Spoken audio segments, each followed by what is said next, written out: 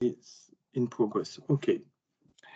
Bonjour à tous et merci de nous rejoindre pour ce rendez-vous de webinaire. Et aujourd'hui, nous avons un séminaire en anglais sur le lac de Vannes, dont va nous parler Roberto Dan. Et sans plus attendre, please, Roberto, you may start as soon as you're ready for all of us.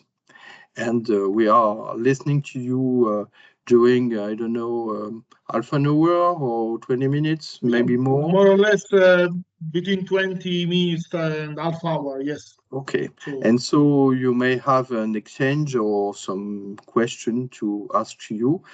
We also be honored to have Marie-Claude Trémouille, who is a very great specialist on the question, and Roberto.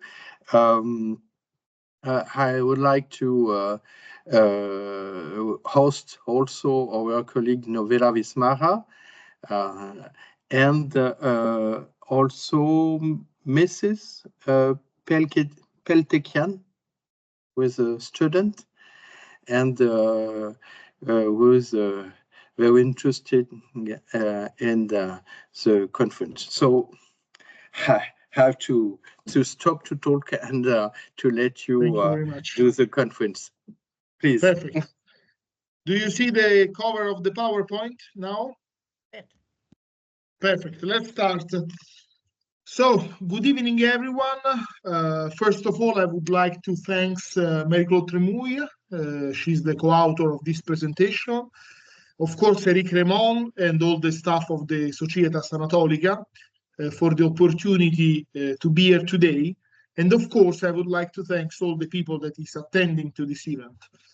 So this presentation is based on a very simple idea, but one that I believe is methodologically crucial. Lake Van, like other environmental contexts, should not be regarded as a static backdrop, but rather as a dynamic archaeological landscape whose shape has changed significantly over time. And if the lake has changed, then our reading of coastal sites, our reconstruction of communication routes, and ultimately the historical geography of Urartu must also be changed.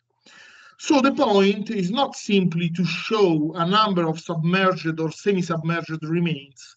The real point is another, to understand how transformation of the shoreline have altered the modern perception of the ancient landscape, and how I combined re-examination of historical maps, geomorphology, and archaeological evidence allow us to reconstruct a landscape very different from the present one.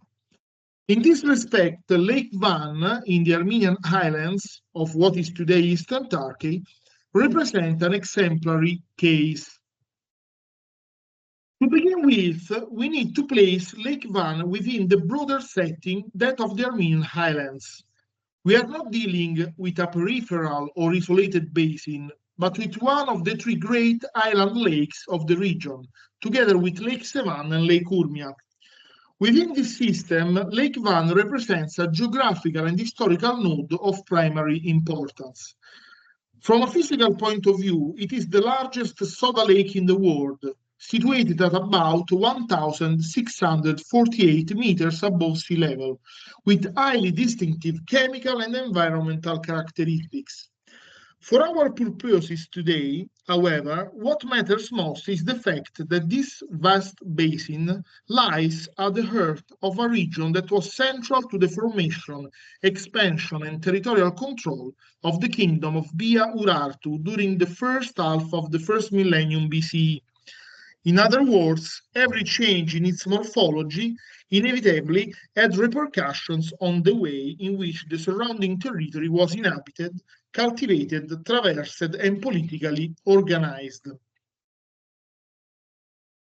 In recent years, non-systematic underwater exploration of the lake brought sensationalist headlines to the attention of the wider public, with claims about mysterious discoveries, 3,000 years old submerged castles, and lost cities re-emerging from the waters.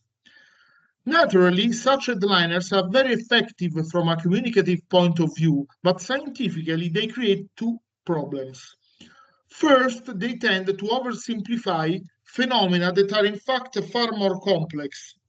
Second, they risk suggesting the idea of an exceptional and isolated discovery, whereas the really matters is the broader picture. Lake Van preserves numerous traces of an ancient landscape that has been altered by rising water levels and coastal erosion. For this reason, in this presentation, I do not want to begin with a mystery, but rather with a critique of sensationalism. Underwater pictures are certainly useful, but they need to be brought back to a broader question. Why? What do they tell us about the change in the morphology of the lake and about the archaeological consequences of those changes? This slide introduces the physical framework on which the argument is based. On the one hand, we have the bathymetric map of the lake.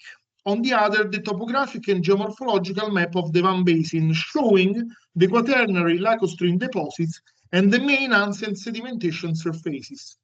The essential point is this: the present shape of the lake is neither eternal nor stable. The distribution of the deposits, the configuration of the fossil lacustrine surfaces, and the depth of the basin all suggest that the lake has gone through different phases and that its present maximum extent does not automatically correspond to its ancient one. In particular, the deepest part corresponds to the so-called Tatvan Basin, that is, the southwestern sector, whereas the other portions, especially the lower and flatter areas, appear to have been far more sensitive to fluctuations in water level. This means that not all shorelines share the same history.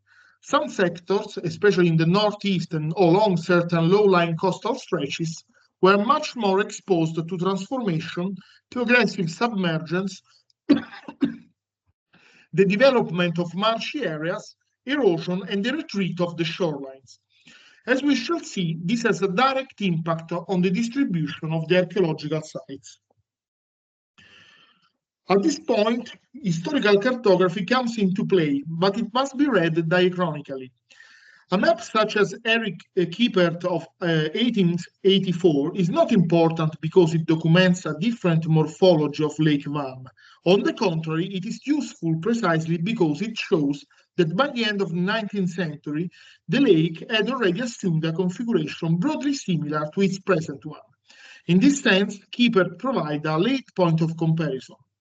The question, therefore, shifts to the earlier evidence, namely older maps and travelers' accounts, which instead convey the image of a smaller and more regular lake, with particularly clear differences, above all in the northeastern sector.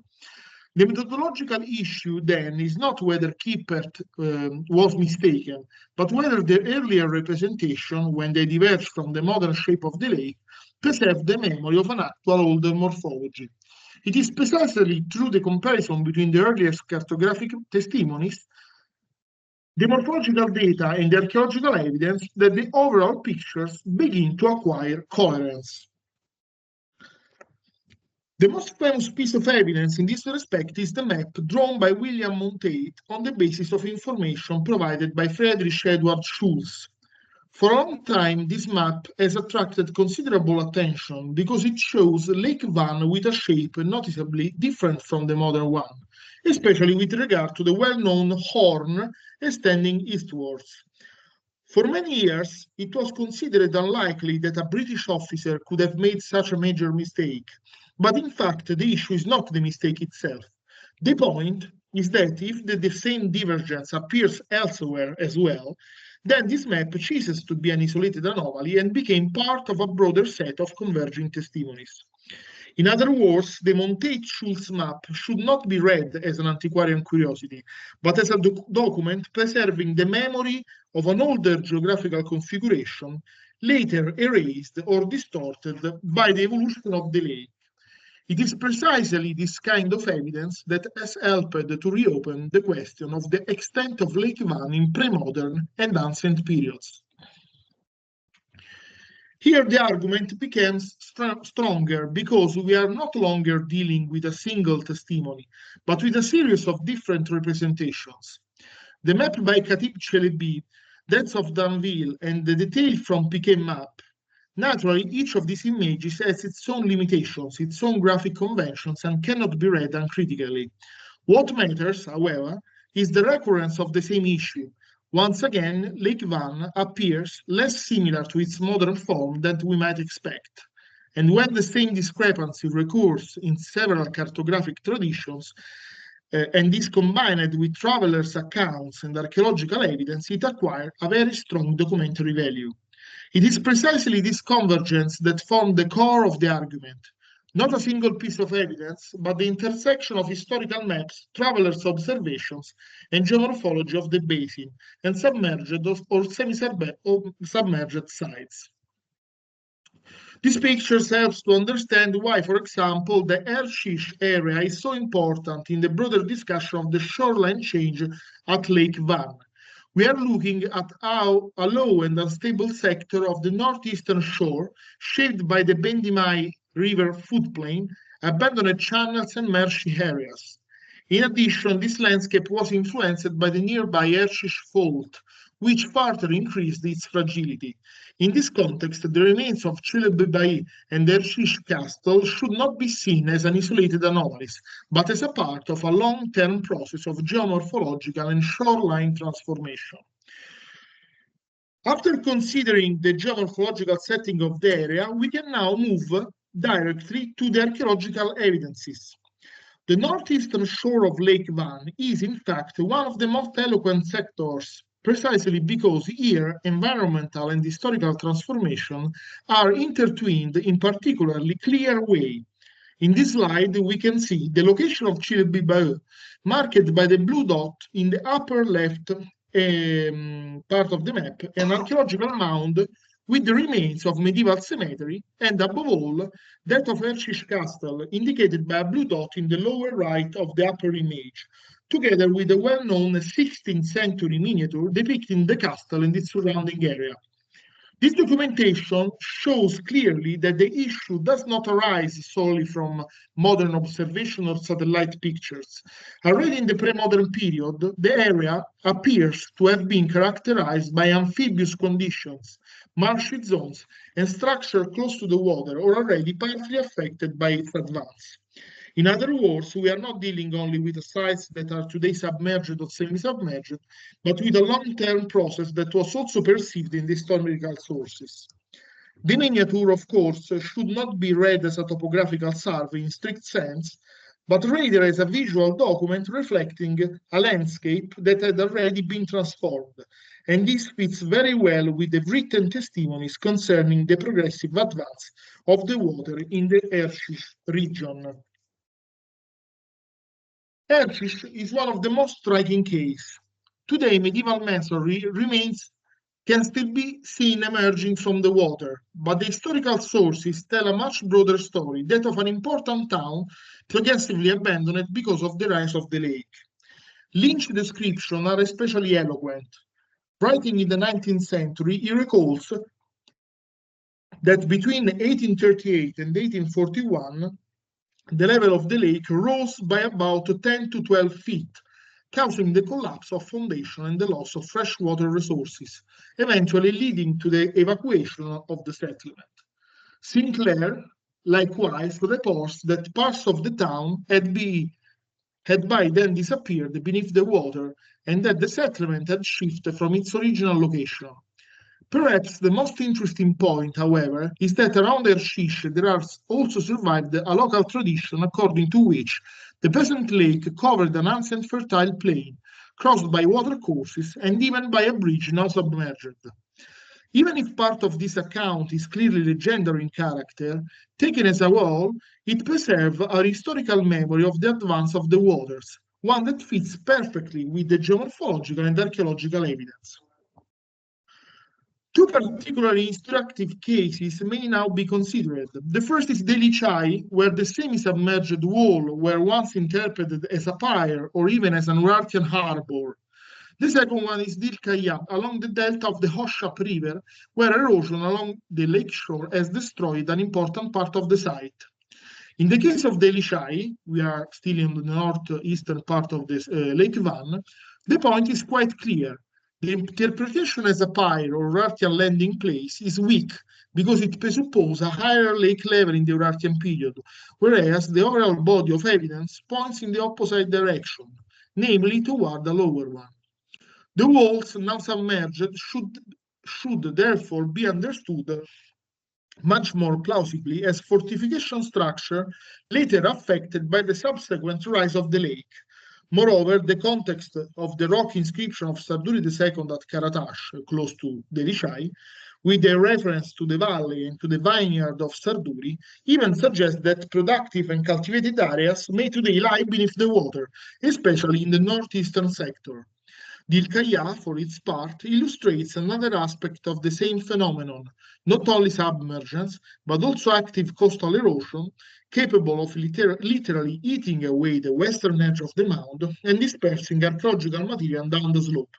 Once again, therefore, the lake is not simply a container of submerged sites, but a geomorphological agent that alters, destroys, and redefines archaeological contexts. Bellerin Calesi or Bellerin Fortress provide a further point of focus in the discussion of coastal and pericostal sites.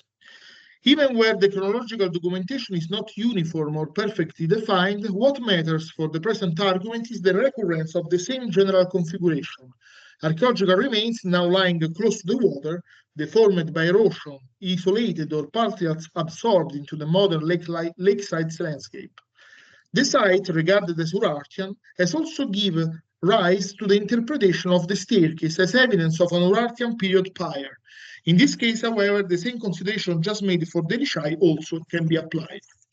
The purpose of this slide is therefore above all argumentative, to emphasize that we are not dealing with one or two exceptional cases, but with a whole constellation of evidence that compels us to rethink the history of the lake's shore.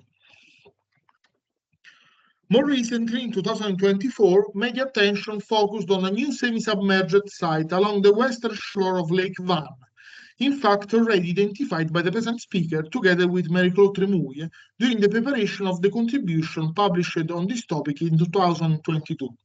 In this slide, the comparison between the 2017 satellite image and the aerial views shows quite clearly an archaeological area located 2.2 kilometers east of Beştaş and 1.2 kilometers northwest of Adabag, on the low promontory or peninsula now largely surrounded by the waters.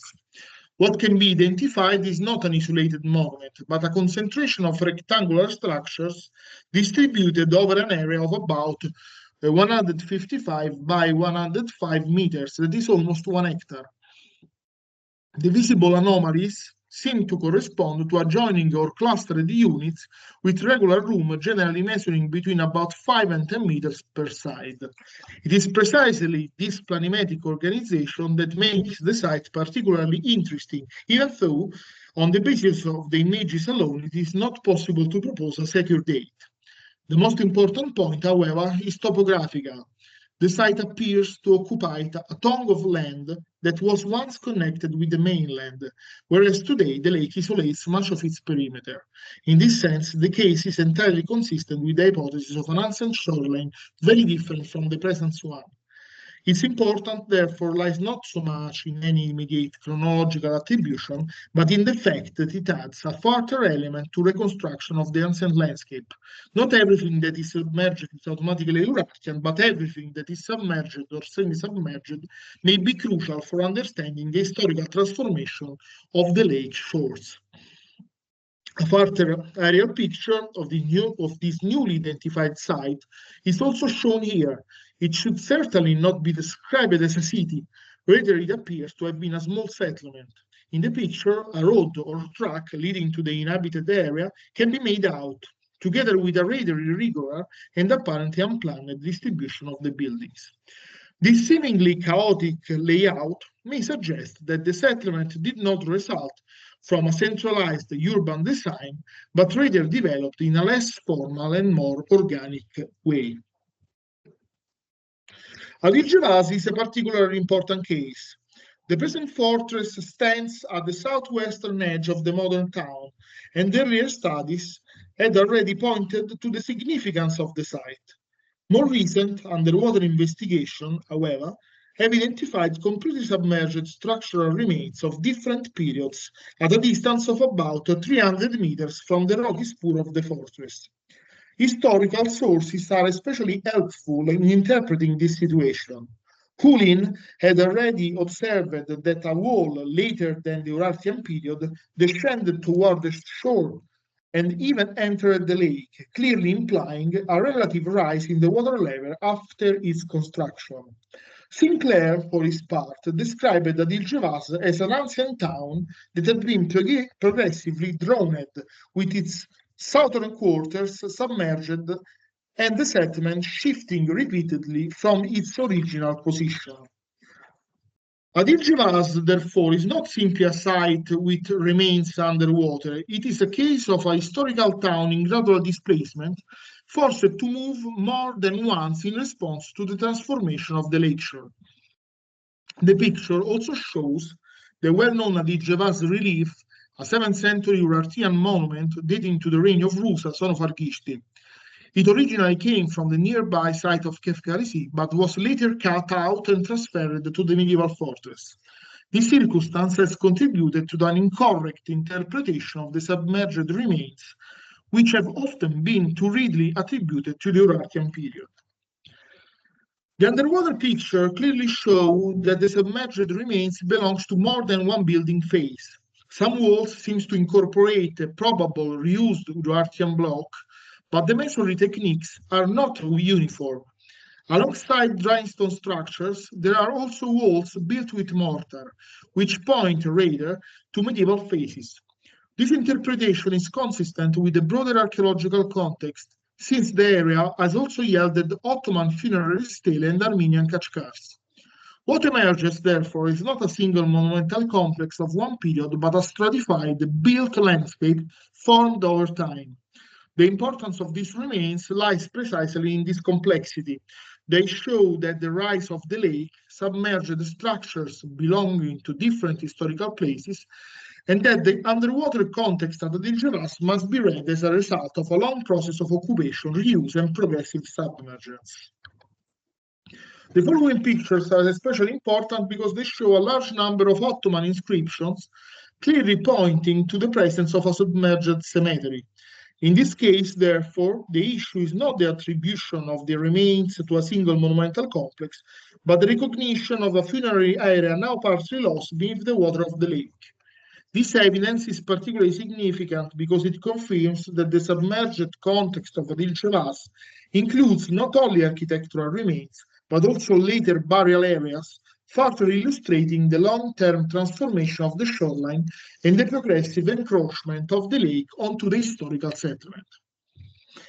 Again, the underwater pictures clearly show the submerged remains that belongs more than one building phase. Some walls seem to incorporate probably reused Urartian blocks, but the masonry technique are not uniform. Alongside dry-stone structure, there are also walls built with mortar, which point rather to a medieval phase. This interpretation is consistent with the broader archaeological context, since the area has also yielded many different kinds of architectural stuff. In some cases, the visible displacement in the masonry may also be consistent with structural deformation caused by seismic activity, although this cannot be established with certainty on the basis of the picture alone. At this point, we can move on the historical implication of what has been discussed so far. If Lake Van had a different shape in antiquity from the one it has today, then the last way in which we reconstruct the connection between Tushpa and the West must also change. This last part, therefore, does not introduce a new subject, but develop the previous one. The lake as a dynamic landscape directly affected movement, logistic, and Urartian territorial control.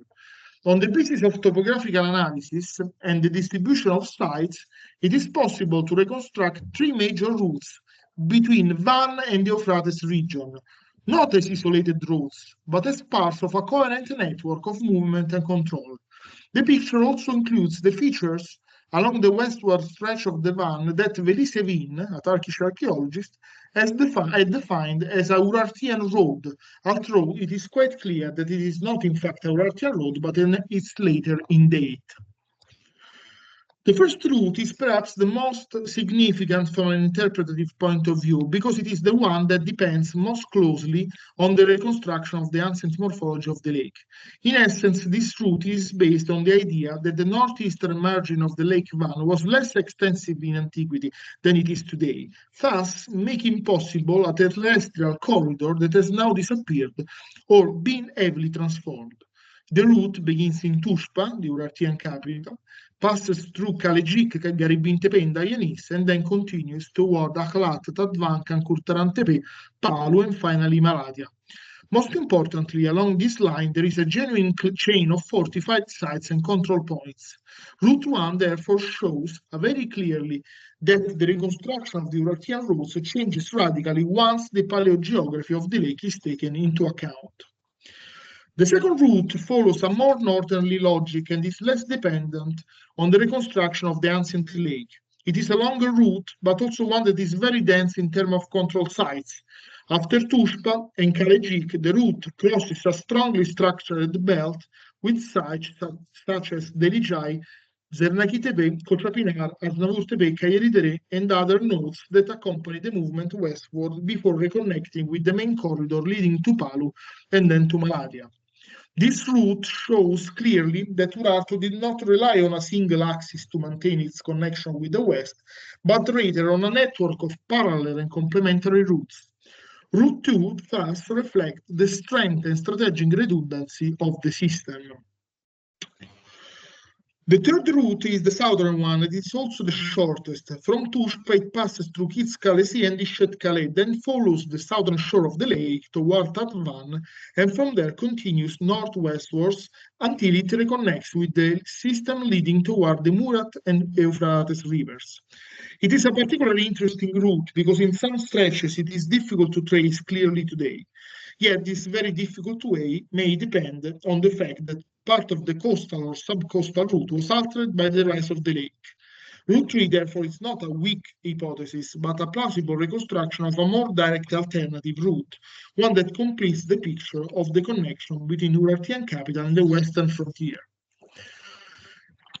Before to conclude, if you are interested in exploring these issues further, Marie-Claude and I published in East and West in 2022 a contribution in which we discuss both the cartographic and the archaeological evidence. In the picture, you may see the journal and the title of this paper. In conclusion, we may therefore conclude with the three observations. The first one, there was not a single road between Tushpa and the Euphrates, but rather a system of complementary routes. Second, this system becomes intelligible only if Lake Van is interpreted as a dynamic landscape rather than as a static element. Third, the combination of geomorphology, landscape archaeology, and spatial analysis allow us to understand more clearly the territorial functioning of Urartu. In this sense, Lake Van was not merely a natural backdrop, but an active factor in the construction of the political geography of the kingdom. Thank you very much for your kind attention.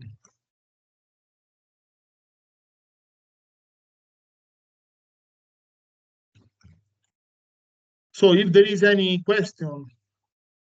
Many thanks for this really interesting conference and the surprise in the beginning with the monster of the Lake of Van.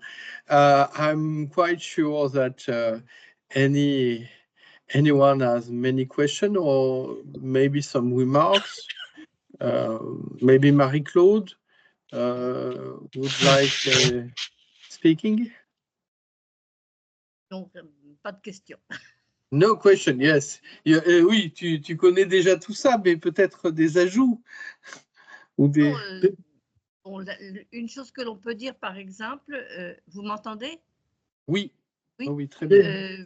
Pour le changement, par exemple, l'élimination de la corne, hein, puisqu'il y a un niveau très très bas, dans les cartes jusqu'en 1839, cette corne n'existe pas.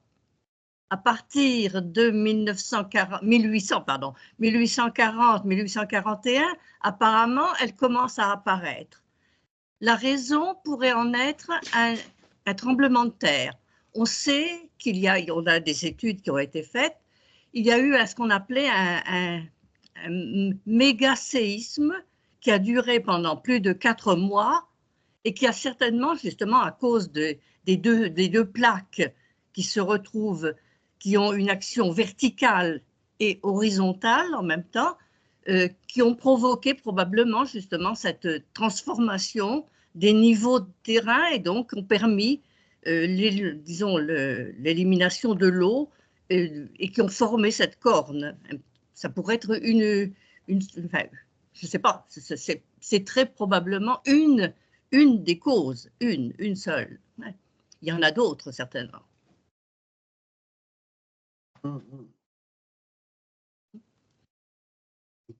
Intéressant. Intéressant détail. Novella, maybe? Non, non, mais pardonnez-moi. Merci, non, tout a été vraiment très intéressant. Thank you.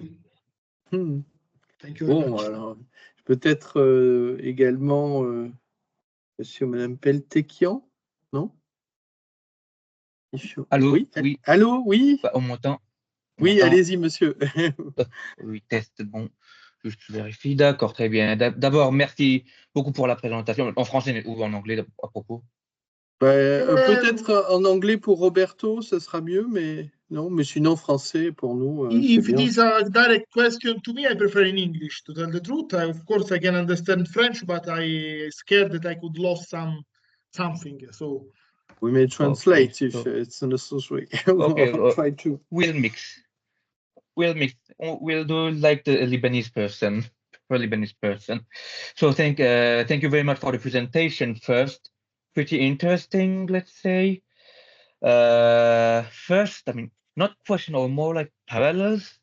The thing is that like Lake Sevan has, if I remember correctly, also had some changes in the level. Like I remember that it be, for example, before the Soviet era, you know, that there was at a certain level, and during the Soviet era, the level reduced. But with that, I mean, thanks to this reducing level, we saw that there are other stuff in the lake, which became, let's say, which were then exposed. I think like 4,000 years, maybe something like that. Bronze Age, Bronze Age stuff were exposed. I mean, bless you. So I think if there was maybe a parallel, you know, something related, in that way, even that it's really near, and again, you know, Armenia and you know. No, I totally agree with you. There is in Sevan Lake, the situation in a certain way could be considered as similar. Of course, in Van, the water changes are totally connected, according to our knowledge, to natural events. While in Sevan Lake, as you probably know, the water changes was due to the construction of a canal that was connecting the lake with a southern river, I think Vorotan River in Syunik region, to increase the water of southern part of Armenia. And this reduced quite a lot the level of Sevan Lake. There are some very beautiful pictures of some archaeologists that before the Soviet era were reaching an Urartian inscription in Sovinar Fortress on the southern shore of Sevan Lake with a boat, with a ship, while now all these lands are totally emerged from the ground. So yes, the lowering of the level of the lake brought to the light a lot of very interesting archaeological stuff, especially, let me say, the very huge protohistoric cemetery in Lechachen that is located on the northwestern part of the lake, where this very famous bronze age wooden chart were found during the excavation of the graves. So these are we can compare, of course, but as I told you, the changes in the water level in Seminarium, it's only in this moment was done by human intervention, let me say. While in Van, the process is at the moment at least completely natural, let me say. Yeah, that the modern one was done by human intervention, but I meant like course, the older one. Of course, in the past, something natural happened because there was a cemetery underwater, so and many other things. Yeah, of course. And also in Urmia, unfortunately, the situation with the Urmia Lake is terrible for the water shortage due to the climate change. But also there could be some surprises, let me say. So. Sorry. There is still an Urmia Lake right now, or is the Urmia Lake still? I think water was almost totally disappeared in Urmia Lake due to the fact that the construction of many artificial dams that as I know, it's something like Aral Sea. I mean, it's almost totally disappeared, unfortunately. I see. Okay, thank you. And question à Madame Trémouille, si je puis me permettre. Concernant, vous avez mentionné justement le tremblement de terre qui a eu lieu en 1839, ce qui, on va dire, un petit peu m'étonne parce que, bon, pour moi, le lac de Vannes, avec sa petite corne, c'était quelque chose comme imprimé dans mon inconscient, vous savez. C'est comme la petite corne du lac Léman. Donc, quand on me dit qu'il y a 200 ans, cette corne n'existait pas, et que personne n'en parle, 1839, c'est pas si loin. C'est-à-dire, on aurait pensé qu'il y aurait des gens qui auraient écrit qu'une telle chose s'est passée, qu'il y a une corne qui a soudainement émergé. Vous voyez, est-ce que pour ce tremblement de terre, est-ce qu'il y a des traces? En particulier, je pense, là maintenant que je parle, sur on va dire, sur le tracé des fleuves, qui a probablement dû changer d'une manière très considérable. Si ça a après totalement changé la disposition d'un lac, donc je pense que les fleuves comme l'Euphrate, qui a sa source dans cette région, a totalement dû tout bouleverser. Le seul fleuve qui existe vraiment, enfin, une rivière, c'est le Trémouille, et en réalité, le niveau est très très bas. Donc, c'est une forme des méandres continuellement. Mais disons, la preuve que la corne n'existait pas avant, ce sont toutes les cartes, jusqu'en 1829, les cartes présentent le lac sans cette corne. Et en plus, le niveau, la profondeur, je crois que c'est 50 mètres, n'est-ce pas, Roberto? Sono 50 metri, vero, la profondità del corno, mi sembra. Yes, the maximum level of the depth of the lake on the northwest part is not more than 50 meters. And so... C'est rien. Yeah, of course. Mais c'était genre, on va dire, il n'y avait pas cette partie depuis, on va dire, le début, entre guillemets, ou bien on va dire que ça... Il y avait un moment où il y avait cette corne. Non, le truc, c'est que je demande cette question encore parce que pour moi, c'est vraiment très bizarre que la corne soit quelque chose d'ultra récent encore. Donc, j'ai du mal à m'imaginer que ce soit... Oui, récent, maintenant, ça fait 200 ans. Mais disons que si vous prenez les cartes du Moyen-Âge, vous prenez toutes les cartes de 1600, 1700, vous prenez celles qui, justement, Schulz, on est en 1829, il n'y a pas de corne. Toutes les cartes que nous avons vues, présentées, analysées, il n'y a pas les cornes. On a même les itinéraires autour du lac et il n'y a rien qui va de ce côté-là. Même dans les, on va dire, manuscrits médiévaux arméniens. Oui, Roberto,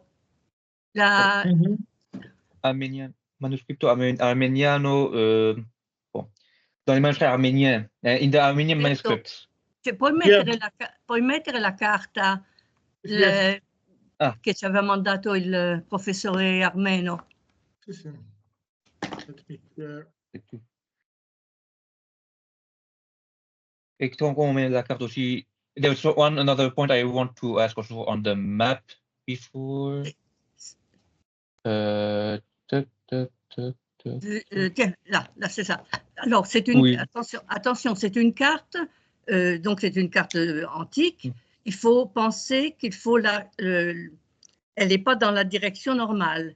Il faut que vous la tourniez de 90 degrés. Hein? Mais vous voyez bien. Et donc, il y a toutes autour, il y a les noms des localités. Et ça, c'est une carte médiévale, c'est une carte arménienne. Mais où sont donc passés les villages qui étaient là-bas avant? Mais certains, vous voyez, ils ne sont pas sur le bord. Ceux-là, ils existent, non, mais maintenant, ils sont au bord du lac. Non, pas ceux qui sont maintenant au bord du lac, mais ceux qui sont maintenant au-dessous du lac. Il n'y a aucun on va dire un témoignage anthropologique qu'il y a une catastrophe qui a englouti les villages sous l'eau, de ce point de vue, je veux dire. Mais ça s'est fait au cours de millénaires, de l'époque ça a certainement commencé. Pour le 1029. Pardon? Pardon? Pardon. Non, je veux dire pour la partie qui a été submergée récemment, 1829. Justement, c'est certainement une région où c'était une vallée. Alors, il est possible qu'il n'y ait pas eu de village dans la vallée. Hein? C'était une vallée. D'accord. C'est toujours un petit peu... Les textes nous parlent souvent pour cette région-là de la vallée de Sardouri. C'est probablement, justement, c'était une vallée qui appartenait à la famille, peut-être, du roi. De la vallée de sa tribu. Sardoui. Désolé, j'ai pas entendu la tribu de... Le nom Sardouri. Ah, Sardouri, d'accord. Oui. Et si on revient un petit peu sur en avant, il y a quelques slides en avant. Some slides after, please. After or before? Yes. Avant, ça, non, avant, encore. We can't, again. Ça, c'est une carte. At the end, yes. No, at the end, I mean, at the end. Yes, more at the end, there was that comparison between, again, before, yeah, here. Yes. Or no, this? After. No, after. Sorry. Here. Yes. I see that. So I guess to Roberto, Dr. Dan again. Here there is like a part that got emptied. Like on the older part, it was full. Then on the southeast. You mean on the southwest or on the southeast? Southeast. So in southeast, there is one part that slightly got emptied. I mean, you know, the blue part. Emptied by archaeological sites or? No. No, I mean, in the southeast in the lower map, in the southeast, there is one little blue part that in the upper map, it's not there anymore. No. This is a probably problem with the GIS program that we have used for doing this reconstruction. You cannot take these maps from a geological perspective. I mean, this could be a mistake of the model, let me say. But it's, no, you don't. In general, the shape of the lake is correct, but we are going to correct these maps for this kind of small details. Okay. So we can't do like core. We can do a core to see if, and it's geologically speaking, we have like some proofs that it was underwater. For sure, the southern part of the Lake Van was one of the less affected by the change of the level. I mean, because it's all there are all mountains there. but it is possible that also there underwater there could be some sites that are now submerged that will let us in future to reconstruct also completely this southern route. But for the moment, this is also the area of Lake Van that was less explored by archaeological expeditions, especially because it's a really it's a very mountainous part of the Van Lake. And dangerous? I don't want to say that. I have been there. I didn't had the feeling of any danger. Just I think now there are a lot of archaeological expeditions, mainly Turkish, that are working in Van region. But I must say that what is missing is a general perspective on such kind of activities. So there are still areas of Van region that are not so well explored, and the southern shore is for sure one of them. It would be very important and interesting to have some archaeological activities there because it's very promising area. Let me say. I mean, I will follow this those research with interest because it's really interesting in this point of view how that big evolution. So as I was thinking right now I asked myself the salinity of the water. So it must have been even saltier before than now. If to tell the truth, we didn't have any.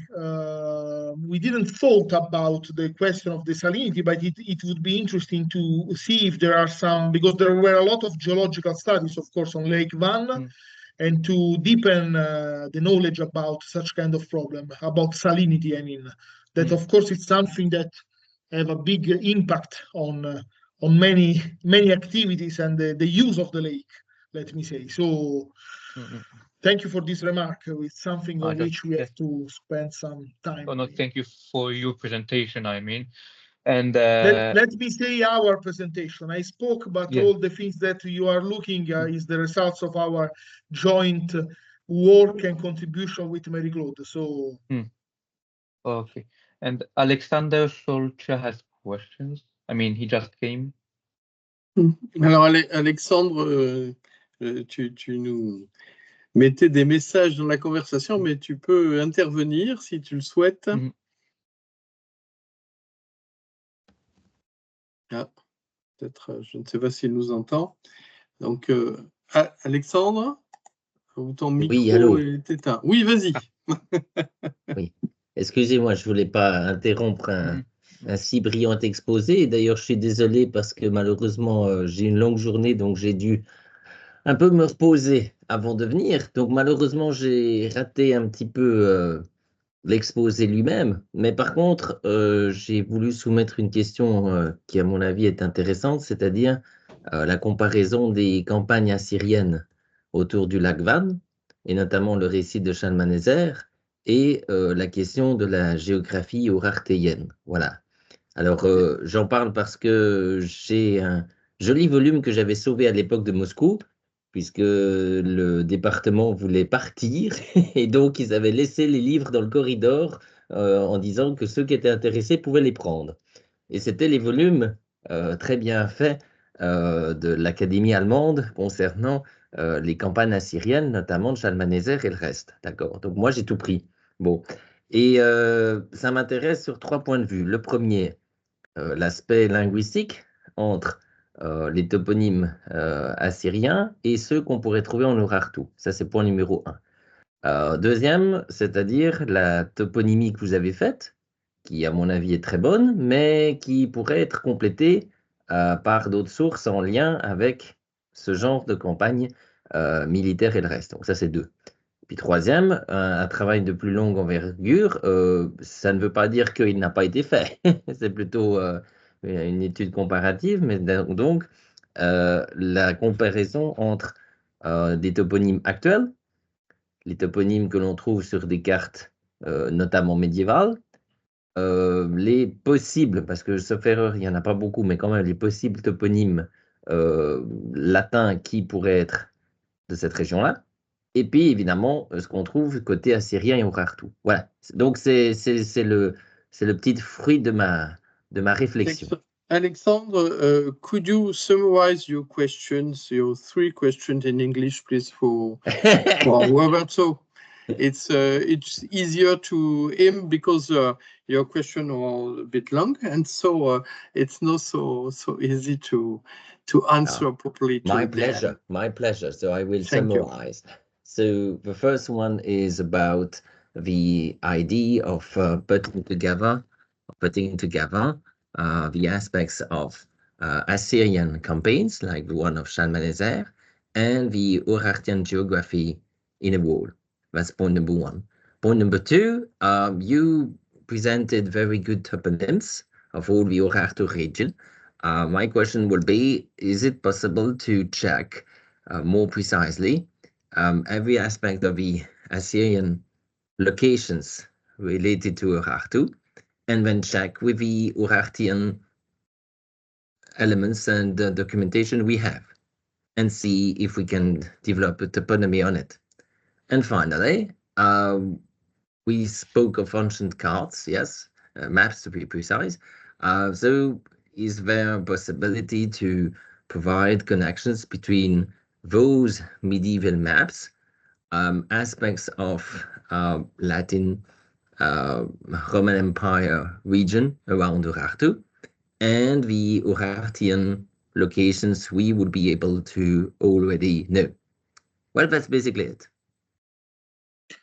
Okay, thank you very much for all these very interesting and let me say also complicated questions.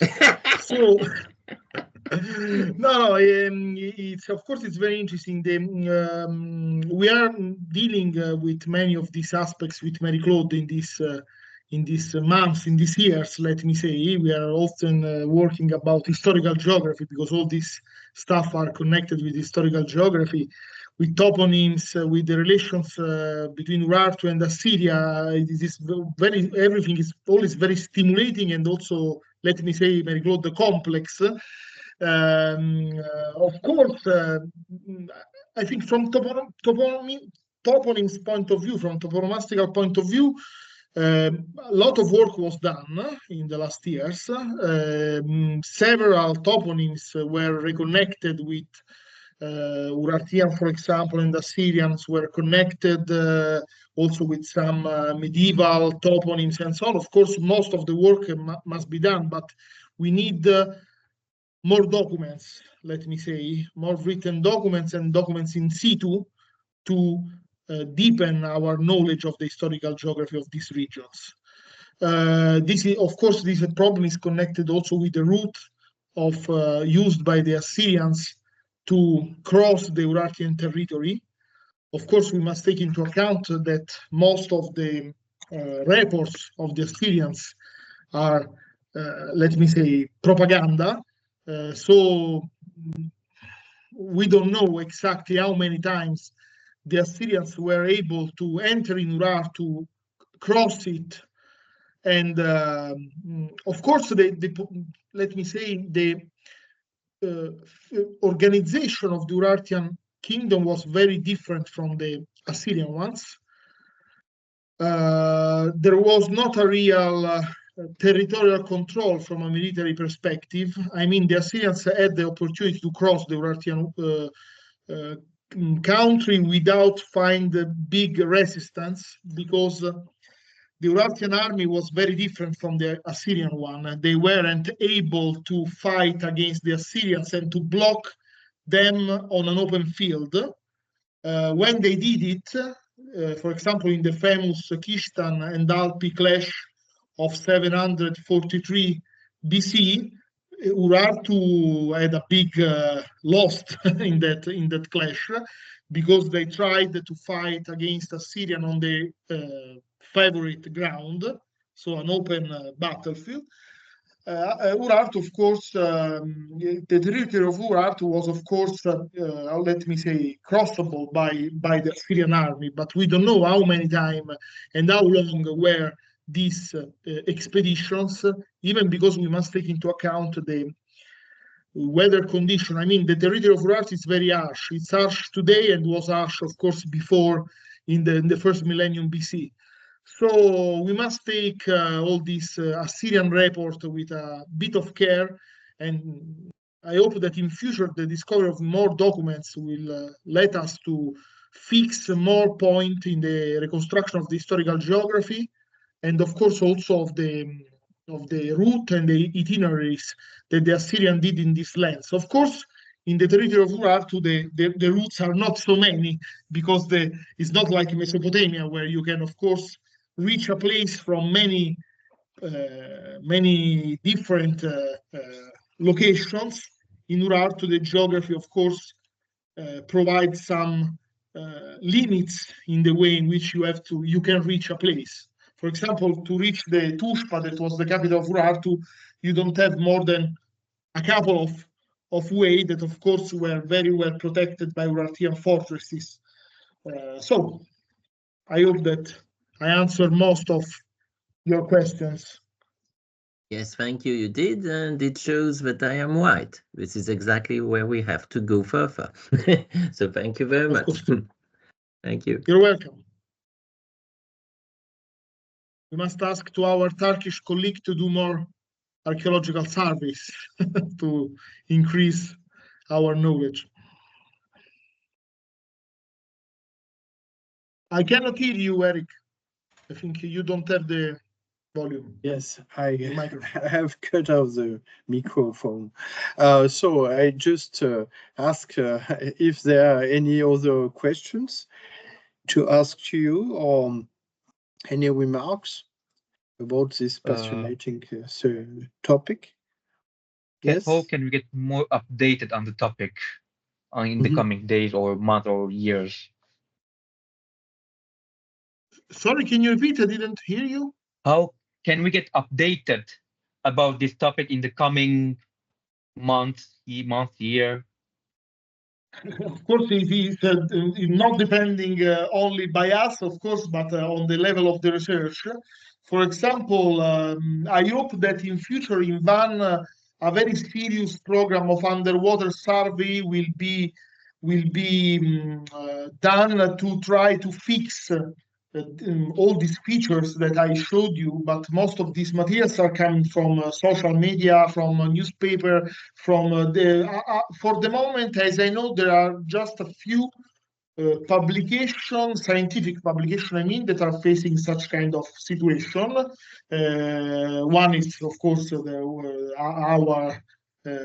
between me and Marie-Claude, but I hope there will be some underwater exploration that will help us to understand how different was the land at the time of the Urartian. For example, we were many times discussing with Marie-Claude about the old extent of the Van Plain, where was located the capital of Urartu. Now it's a very small plain in comparison with other areas, but with the lower level that was for sure in the Urartian time, the land was, that can be used for cultivation, for agriculture, was for sure much bigger, and we are quite sure that there must be also some more fortification that were protecting Van, maybe still totally unknown and still totally underwater. In any case, in these last years or months, let me say, the water level of Van Lake is going down very, very quickly. So that is, of course, an ecological problem from a side, and from another side, a very interesting, let me say, archaeological opportunity. So we will see what will happen. The situation is changing quite fast, let me say. Okay, interesting. Okay. Okay, so thank you again. You're welcome. And I hope we'll keep in touch. With pleasure. Still for me, still fascinating. For the horn part is still mind-blowing for me. Sorry, which one? The horn part is still mind-blowing for me. So. there must be a lot of interesting stuff underwater, because we are quite sure about the fact that an ancient road, not of course exploited only by Urartians, but all the other from in Orontid period, Achaemenid, in Roman period, there must be something very interesting there, let me say. We will see if also, also the thing is that also that place, like Van and around, was during the medieval time at least one of the most important like mini kingdoms, the Vaspurakan kingdom that Vaspurakan, yes, Vaspurakan yes, it was one of the most strong kingdom because it resisted for a long time. So they must have had the means to resist so long. So so I guess again this can raise the question that maybe the topography was pretty different that allowed them to have the means and the food and all of those to be able to resist. Of course. And now that I'm thinking about also now I'm thinking about something else. I mean, I remembered something else that you'll excuse me again, but I just had this little. I think that let's say the Armenians of Cilicia that came during the Middle Ages, so around 1000, they were again from that region. So there must have been a pretty massive amount of, I mean, a good amount of people to be able to come from Vaspurakan to Cilicia and make kingdom there.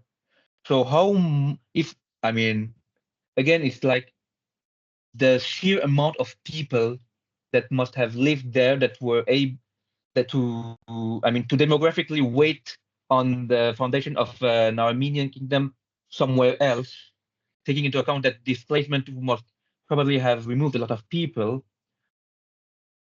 So I mean, thinking that again, that the place must have been pretty wide to accommodate a lot of people there before they went to the Mediterranean shore and all.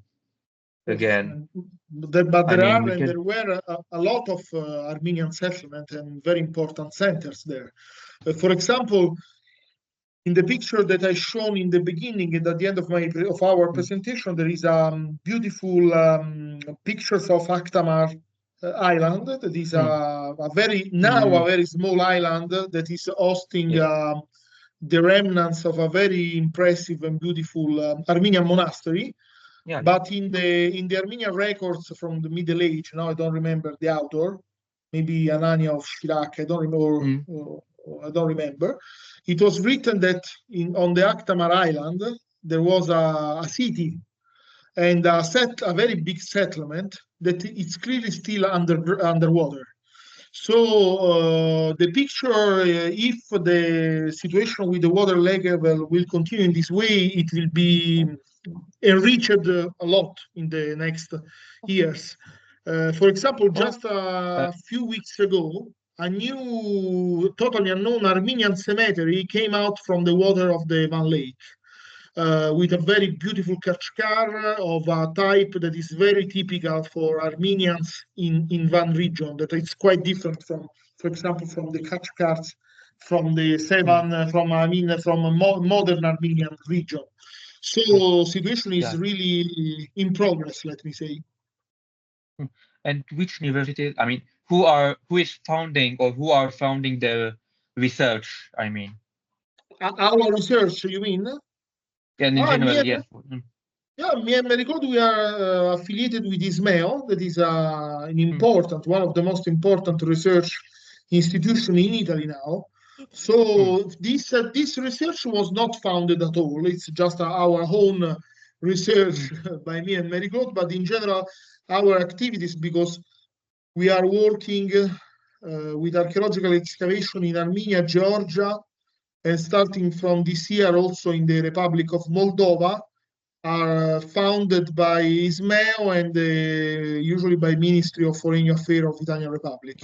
So these are our most common sources. So interesting.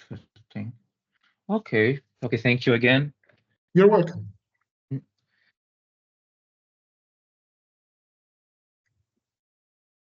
Micro.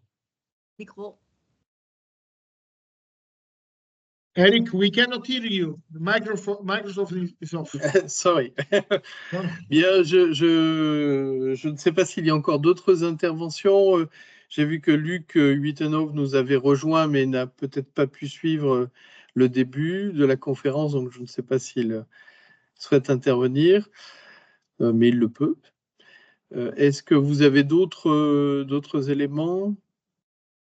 Il y a encore monsieur Oui, Alexandre. allez-y. Oui, pardon? Non, il y avait Alexandre qui avait posté sur le chat. Oui, sur, alors je pense que c'était pour nous saluer parce qu'il devait nous quitter, je pense. Voilà, mais bah, en tout cas, on était, je pense, ravis de nous retrouver tous et puis également d'avoir un invité très savant comme vous, donc du Liban, c'est ça? Vous disiez? oui, oui, du Très Liban. bien. Ah, et arménien du Liban. Ah, Lui arménien aussi. du Liban. Et donc Naturel, actuellement, vous connectez depuis Beyrouth ou? On va dire à peu près, oui, c'est un peu plus au nord, on va dire, aux alentours du Nahr el-Kalb, là où il y a les inscriptions, la vallée où il y a les inscriptions, on va dire. Très C'est à peu bien. près là-bas. Donc, on n'entend pas trop les bombardements. On entend les bombardements, mais on ne les voit pas. Mais on les entend bien. Oui, j'imagine. En tout cas, Oui. et vous avez eu l'information pour le webinaire par le site ou Si je me souviens bien, c'était la newsletter ça s'appelait comment déjà?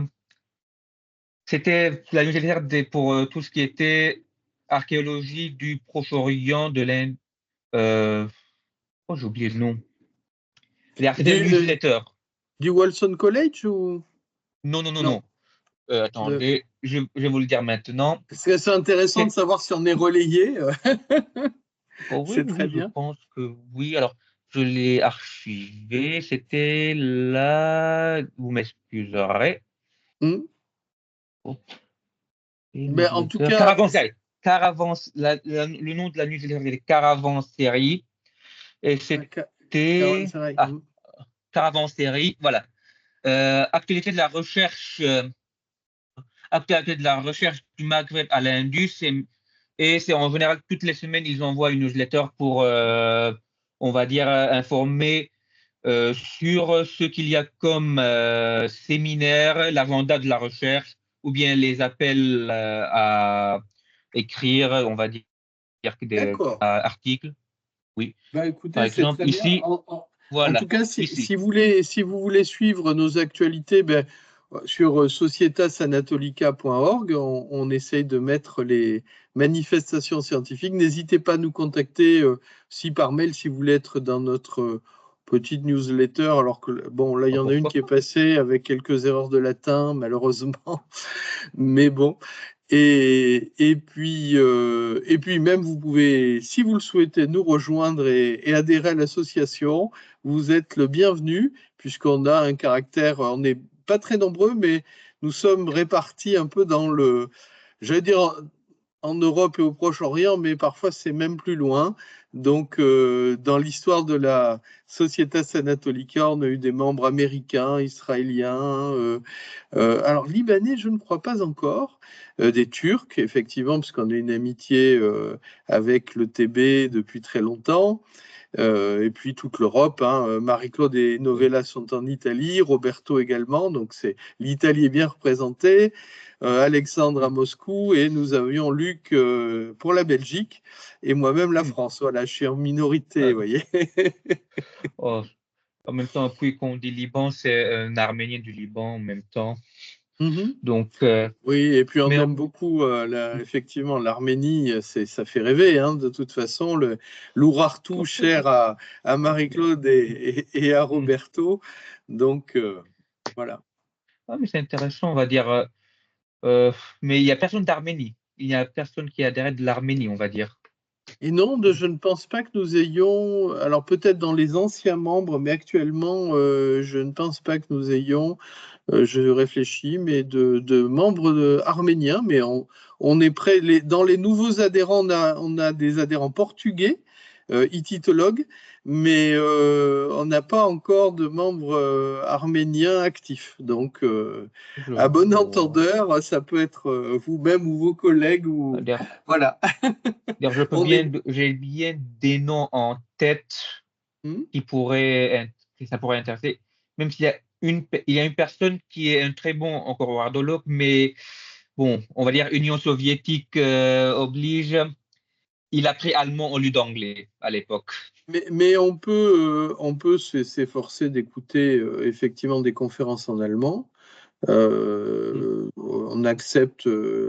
Alors, c'est plus difficile pour certains d'entre nous de suivre le turc, par exemple, mais les langues européennes, le français naturellement, l'anglais, l'allemand ou l'italien, bien sûr, sont les bienvenus. Et j'en profite pour dire que nous sommes en train d'organiser un colloque transversal alors, qui devrait avoir lieu à Paris normalement, on verra, mais et j'espère avec des moyens distanciels pour ceux qui ne pourront pas nous rejoindre physiquement, pour le mois de mai 2027, sur des perspectives géographiques. Donc, c'est un colloque très large. Je crois que Roberto a donné également, Roberto et Marie-Claude Novella participent, ainsi que Alexandre qui nous a, et moi-même, plus d'autres pour l'instant, et c'est ouvert, le programme n'est pas arrêté. Ce sera 21-22 mai 2027, et c'est un colloque particulier que nous essayons de mener à bien, puisque ce serait le 10e colloque In Memoriam Louis Delaporte et Eugène Cavaignac, que notre fondateur, le professeur René Lebrun, collègue de Marie-Claude estimé, avait fondé en 2000. Et nous publierons les actes dans notre partenaire historique qui est la revue Res Antiqua. Et les actes seront dédiés à notre collègue Didier Laroche, qui fêtera ses 70 printemps, un genou, l'année prochaine. Voilà. L'acte est dans l'acte, c'est-à-dire la conférence en 2027. 2027. Alors, les actes, c'est les proceedings, les actes du colloque. Oui. Il y aura plusieurs conférences sur 2 jours. En tout cas, c'est ce qui est prévu.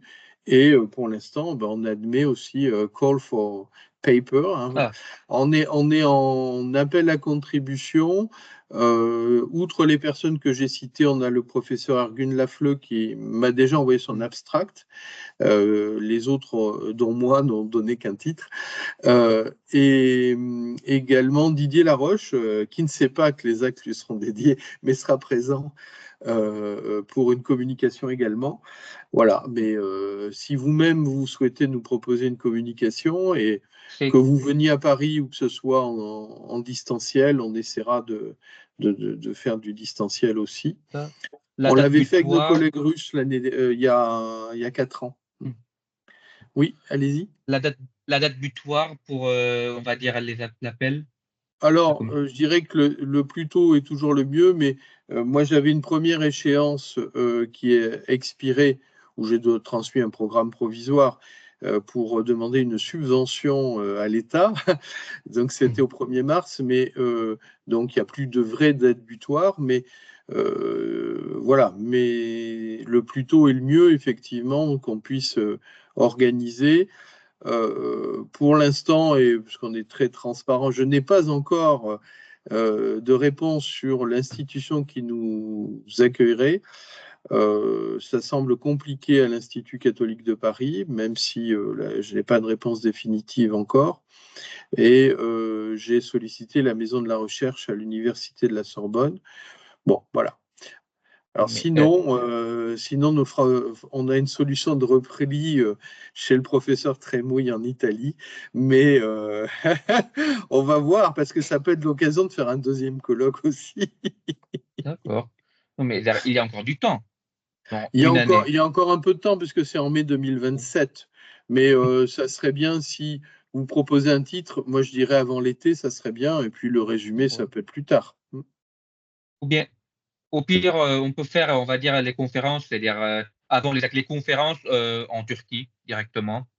Parce que point de vue visa, c'est pas de problème, c'est pas cher. Alors, et en plus, Oui, alors c'est juste compliqué à organiser la Turquie, mais parce que ça prend beaucoup de temps. À discuter, puis à prendre des rendez-vous parce que les Turcs travaillent énormément. Nos collègues turcs enfin, ils ont des emplois du temps vraiment. On se plaint en France, mais eux, c'est beaucoup. Et effectivement, on a un projet de colloque depuis 2 ans, mais qu'on a dû reporter parce qu'il devait se tenir en partie à l'IFEA. Or, l'IFEA a fermé pour travaux. Je crois qu'ils sont encore en travaux. Alors, il y a des sites provisoires, mais je n'ai pas encore vu cela. On a un projet sur alors des thématiques liées au climat, à la nature, etc., dans l'Antiquité. Et c'est un colloque qui sera dédié au professeur Ali Dinçol in memoriam, qui a été notre président d'honneur, co-président d'honneur avec le recteur Valdrini. Et on doit le faire en partenariat avec l'ETB et l'IFEA. Et c'est un colloque de 3 jours initialement, la première journée à l'Université d'Istanbul et les 2 autres journées à l'Institut français. Mais c'est reporté pour l'instant, on co-organise avec le président délégué de la Societatis Anatolicae qui est Éric Jean, et également Meltem Aparlaslan qui est la vice-présidente du TB. Voilà. Je suis désolée, je vais vous quitter. Hein. Oui, ben, je pense qu'on va se quitter d'ailleurs et voilà, je vais d'ores et déjà arrêter peut-être le recording et puis effectivement vous souhaiter peut-être à tous et à tous une excellente soirée en remerciant de nouveau Roberto pour sa conférence et puis Marie-Claude également de sa présence ainsi que tous les participants. Merci à tous. Bonsoir. Au revoir. Bye. Bonsoir. Bye. Bye. Bonsoir.